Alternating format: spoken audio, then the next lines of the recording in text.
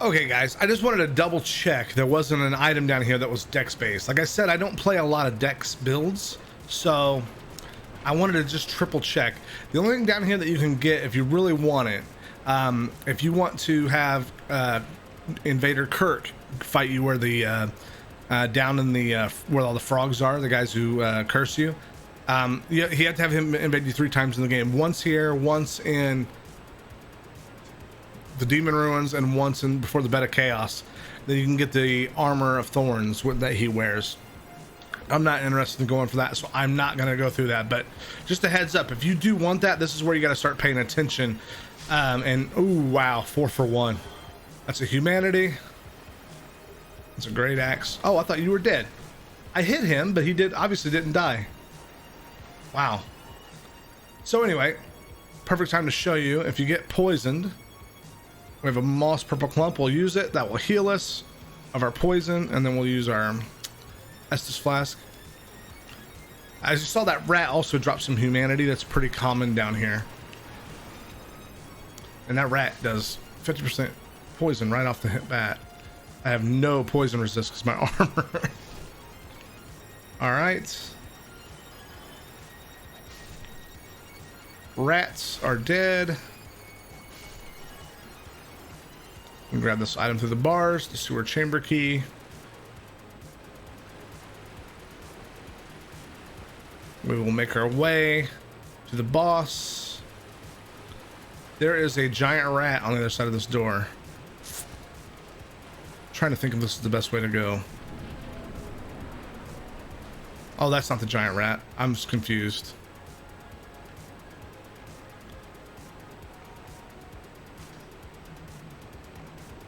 Don't buff the rats. All right, there's one rat.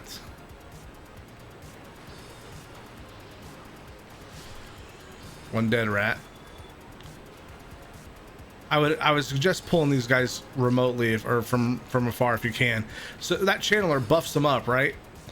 And it makes them hit like trucks. And if 2 of them get on you, one of them's accidentally going to hit you and hit you for a lot of damage. And you do not want that. Trust me on this. Oh shit. Channeler's here. I'm gonna hit him in the back. I don't know how that wasn't a backstab, but whatever. How is that not a backstab? All right. One more rat. Chop. He's the lead rat because he has a mohawk on his back. Gremlins rules. All right. Touch bloodstain. But there are no other dex items that I've been able to find in this back area, so feel free if you don't want to skip this area altogether. Shit, man. All right, I have to buy some more purple moss before we head down to Blighttown, just in case. Using too much of it here. All right. What we may do then is just open the shortcut, rest back at the bonfire once we get there. Chop. All right. Here's the rat, the big rat I was thinking about.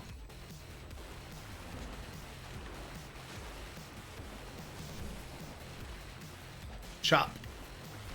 Chop. We got him. 4 hits. That's not too bad for that big rat, because that big rat can mess your day up in a hurry. So we'll take this guy. If you drop down where we landed and got the large ember, there's a fireplace. If you drop down, it comes out like up there, and you can go around and get all those items. One's a spider shield, which we already have because we killed the brigand, and the other is I don't remember exactly. It's probably a soul item or some piece of armor that we don't need. But I looked at the loot tables for this area and decided that we don't need everything that's here. Hey rat, what's up? Where's the other rat? All right. I want to say the shortcut is right over here. Here it is. We go up 2 flights of stairs. Yeah, and then there'll be a door, a one-way door we open up. Now that shortcut will be open. We killed the channeler. And that, what was that that chased us? The rat chased us all the way up here? Wow. Never seen that one before. Dark Souls. Every time you play it, it's something new. You just never know. The RNG of Dark Souls is so weird. I think that's why it's got one of those, you know, greatest game in history kind of levels. Is just there's so much randomness that could happen. You can play it 100 times and still see different stuff. All right, we're gonna level up Dex a little bit. Yeah, we're at 30. I keep saying we're gonna level up Dex. We're gonna get to 12 vitality and endurance probably before we level up Dex again. 12 just seems like a nice even number, doesn't it? Ow, ow. You know what? We're not going out like that. We're not going out like that, guys. Come on. Come on. You gotta get used to this weapon swing, right? So here we are, jumping like our ninja boy. Chop. Gotcha. How is our equipment load? Is 76. Can we put on some pants yet? That gives us 21. It's probably too much. Yeah, it's way too much. We gotta wear our ninja hood. That's not coming off. All right. Ninja flips. We're good to go. Oh, stairs. Forgot our ladder here. Drop. Now we go out. We'll go back down to the right. There's a couple items we can, soul items, and I don't even remember what all those items are, but we can pick them up and we can head up to the boss. This boss is the Gaping Dragon. He's a lot scarier looking than he is as a fight. Because of the position of like the Capra Demon, and you're in that close space with his two ads, way more dangerous boss than Gaping Dragon. So say fatty. Gotta give that a positive rating. This is always funny. You can't fit through this gap, fatty. Gaping Dragon is deadly until you learn his moveset, and then I say this as I'm about to probably walk in here and die, but I stick by it. He's much scarier looking than he actually is. Now when I die, you guys can all laugh, but I'm just saying. All right, hop down here. If you come down here while human, you can summon Solaire here if you've kept him around. He's an addition to this fight. Just checking for all the items that are over here. I think there's one over here. It's a soul item. Nope. Heavy crossbolt, which we definitely don't need for this fight. In fact, I'm trying to remember anybody I've seen PvP players use crossbolts before. So we'll watch this boss animation here. When you first get here, like, oh, there's a gator in the sewers. Wow. He looks scary, and you're like, whoa, he's actually a lot bigger than a gator. And then he keeps coming. And you're like, oh my god, what is this? He's got wings. And his skeletons on the outside. So, you see him kind of cocked back with his teeth out. He's going to swipe. Then he's going to try to he's going to try to slam his teeth down on you. All right, we'll get these items here. The hard leather. All right, yeah, we know you can do that. There we go. Oh, he got me with that by accident. Now we're doing pretty good damage with this. So when he starts to move like that, you don't want to be anywhere near him because he will hurt you. And you want to get after his tail a little bit, if you can, because it can actually be chopped off. And then you can't use it as a weapon. There we go. Gives you a great big strength item. We can't use in this character, but the more important thing is you can't get his tail off of you. Get out of his way when he makes his attack, his dash attack. If you're up there close enough to him, you can go wail on his face a little bit. Does a lot of damage. But we're not there yet. Do some more damage to his feet back here. Now he's going to cock his body back. He's going to do a jump spin. He's going to be ready for this attack. Come on. He's going to do the sweep. No, he's going to stomp. Kind of want to keep your distance away when you're in front of him. That's his tail attack, but Someone didn't tell him he doesn't have a tail anymore. Jump, spin. When he gets under a quarter of a health, he can do a jumping spin attack where he like jumps up and also moves. Doesn't just go straight up and straight down. We'll let him get 2 attacks in here. Now he's gonna, oh, he's gonna cock back again. He's gonna spin and try to tail attack without a tail. Oh, I should feel bad for him when he doesn't have a tail. Now he's gonna slam down. Oh, that's my phone. Sorry about that. I was like, what is that noise? All right. So he's moving on. While he's resting up, we'll go ahead and whale his tail a little bit. He'll start throwing up, and then he'll throw up a big pool of barf that'll come all over the map. He's gonna swing his little tail again. Come on. What are you gonna do? Foot stomp. When he pulls his foot straight up, oh, here's the barf. See him like getting sick. This is probably far enough right here. That stuff not only does it hurt you like that, I guess it wasn't far enough, it also melts your armor. It degrades your armor where it needs to be repaired.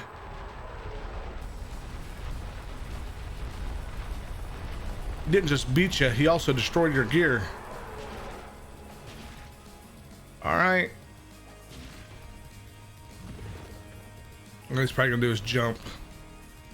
That's a swipe. You want to get away with that. Another swipe. Come on. 3 swipes. 4 swipes. 5 swipes in a row. Wow. He just really likes swiping right now. Now he's gonna barf again. So we're gonna run over here a little bit. Let him barf.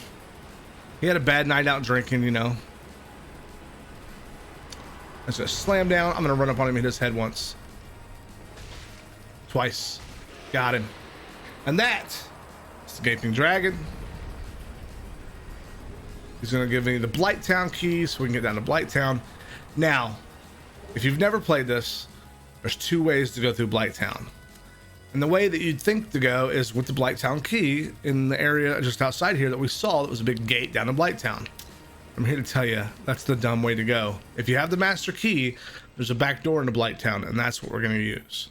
Because the main way into Blighttown, I've done it, it's fine, it's okay, but oh my god, if you can avoid it, do, because it will turn you off of this game quick. It has tremendous amounts of bullshit. Here's the gate that you open when you first get it. There's a nice merchant here. And he will sell you some gold pine resin, which is really nice stuff to have. I'm gonna buy 3 of them. He'll sell you a bottomless box to manage inventory at bonfires. Some crystal items. Okay. Some sword or some arrows, and he sells his armor. That's about all he sells. Then there's this gate here, which is the Blighttown gate. But this is the worst way to go down to Blighttown if you can help it. It's possible. I've done it. It's not the end of the world, but the guys I told you earlier about toxic, there's so many of these toxic guys down there that you will die 30 times going down there your first time. You know, maybe you're better than me. Maybe you only die 15 times, but it's a literal nightmare down there. So what we're gonna do is we're gonna go set rest of the bonfire. We're gonna go back to the Firelink Shrine. We're gonna crawl up out of here because other than going down into Blighttown, there's really no other places to go down here. And as we discussed, we're done. We're done with the going down that front way of Blighttown because we have the master key. If you don't have the master key, if you're following this along and you didn't do a thief or take the master key, then good luck, and we'll meet you down at Blighttown after the next episode. So while we're here, let's go ahead and level up. I said we wanted to get to 12 each, and this is why I come down here. Even though he's an optional boss, you don't have to kill him to get into Blighttown because we don't have to worry about the key. We don't have to go this way. I wanted to get a couple levels of Dex under my belt, and that gets us to level 34 with 12 and 12 and strength and vitality, or Dex and endurance and vitality. There we go. I'll get there. Let's use this too to see if we can get one more level, and then the rest we're just going to dump into Dex. And so we're so high up that it doesn't matter that we could pump some more into vitality and endurance. But right now I feel pretty good about where we are. We're level 34 with 19 Dex, 12 endurance, 12 vitality. Again, not the most perfect run. I could have, you know, done the math and got exactly the points we needed with a different class, but this is a fun run. We're having a good time. We're learning how to play Dex together, and I hope you guys are having a good time. If you like having a good time and watching video game play, feel free to hit me up on Twitch at twitch.tv/Crunky. That's Crunky, K-R-U-N-N-K-Y. A lot of people put in one N, so I like to make it clear. Also do a podcast called Go Lurk Yourself at libsyn.com, and you can hit me up on Twitter. I will see you guys in part 7 soon. Bye-bye.